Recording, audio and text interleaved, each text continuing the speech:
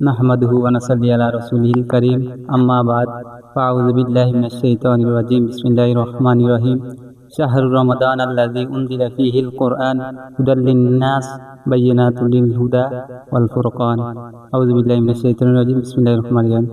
এখন আমরা উপস্থিত হয়েছি নাইম সওদাগরের দোকানে। কোরআনুল কারীম থেকে সূরা ফিল তেলাওয়াত করবেন মোহাম্মদ শরীফুল ইসলাম। أعوذ بالله من الشيطان الرجيم بسم الله الرحمن الرحيم ألم تر كيف فعل ربك بأصحاب الفيل ألم يجعل كيدهم في تضليل وأرسل عليهم طيرا أبابيل ترميهم بحجارة من سجيل فجعلهم كعصف مأكول صدق الله العظيم। ধন্যবাদ শরীফুল ইসলামকে চমৎকার তেলাওয়াত করার জন্য। এই পর্যায়ে কুরআনুল কারীম থেকে তেলাওয়াত করবেন গ্রুপের লিডার জনাব মোহাম্মদ নাইমুল ইসলাম।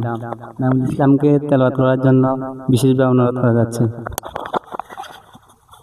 أعوذ بالله من الشيطان الرجيم بسم الله الرحمن الرحيم تبارك الذي بيده الملك وهو على كل شيء قدير الذي خلق الموت والحياة ليبلوكم أيكم أحسن عملا وهو العزيز الغفور الذي خلق 7 سماوات طباقا ما ترى في خلق الرحمن من تفاوت فارجع البصر هل ترى من فتور صدق الله العظيم। السلام عليكم ورحمة الله। আসসালামু আলাইকুম। এবারে আমাদের তৃতীয় প্রতিযোগী আব্দুর রহমানকে বলবো একটা সূরা বলার জন্য পবিত্র কোরআন থেকে।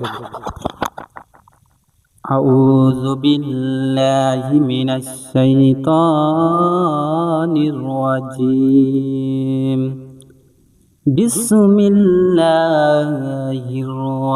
রহমানির রহিম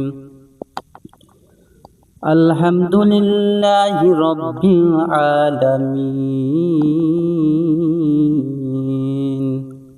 আর রহমানির রহিম